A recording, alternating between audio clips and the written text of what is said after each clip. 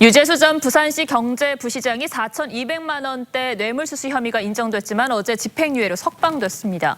그런데 해당 판결문을 들여다보니 형량 계산에 의문점이 생깁니다. 김태훈 기자와 자세히 따져보겠습니다.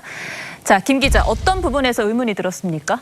네, 기본적으로 뇌물 범죄는 뇌물을 준 사람마다 개별적인 범죄인 것으로 봅니다. 네. 이 유 부시장의 경우 4명으로부터 4,200만 원을 수수한 걸로 인정이 됐죠. 총액은 4,200여만 원이지만 개별적으로 보면 가장 큰 금액은 2,700여만 원입니다. 네. 이 때문에 법원은 각 범죄마다 양형 기준을 따로따로 적용했습니다. 그러니까 각각의 범죄로 뇌물액이 분산이 되니까 형량이 낮아졌다 이런 얘기입니까? 네, 맞습니다. 이 양형 기준을 보시면 이렇게 뇌물 수수액에 따라 유형이 다르게 분류되어 있습니다. 3천만 원 이상 5천만 원 이하의 뇌물을 받은 경우라면 제3유형이 적용이 되는 거고요. 1천만 원 이상 3천만 원 이하의 뇌물이라면 제2유형이 적용되는 식입니다. 네. 이 실제 판결문엔 유 전 부시장의 경우 제2유형만 적용된 것을 확인할 수 있었습니다. 그렇다면 가장 큰 뇌물 액수가 2,700여만 원이니까 제2유형이 적용되는 게 맞는 거 아닙니까?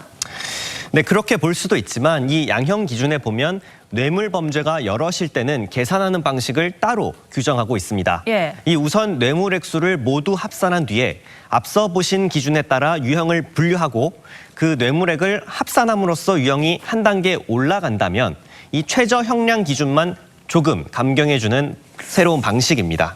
말이 좀 어려운데 쉽게 유재수 전 부시장의 경우를 대입한다면 어떻습니까? 네, 한번 대입을 해보자면 뇌물액이 합산 4,200만 원인 만큼 아까 보신 대로 1년에서 3년 미만 사이의 제2유형이 아니라 2년에서 5년형을 고르는 일부 감경된 제3유형이 적용되는 식입니다. 네. 하지만 판결문엔 이런 방식이 적용된 모습을 찾아보기 힘들었습니다.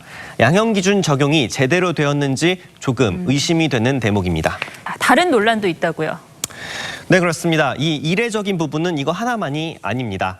이 재판부는 감경 요소를 언급하면서 이 친분을 언급했었습니다. 그렇죠. 이 친한 사람에게 뇌물을 받은 만큼 조금 감경해줄 필요가 있다는 주장인데 법조계에서는 이 논리가 상당히 이례적인 얘기라는 얘기가 많습니다. 어떤 점에서요? 이 도대체 전혀 모르는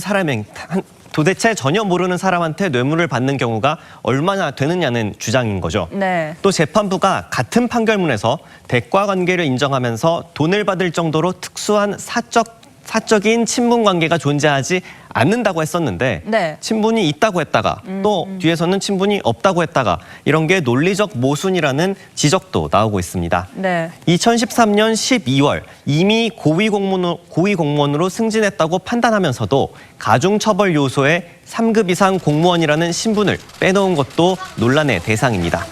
고위공직자의 뇌물죄에 대해 갈수록 엄단하는 추세에 비춰볼 때 재판부의 부패 범죄 인지 감수성이 부족했다는 것 아니냐는 비판도 나오고 있습니다.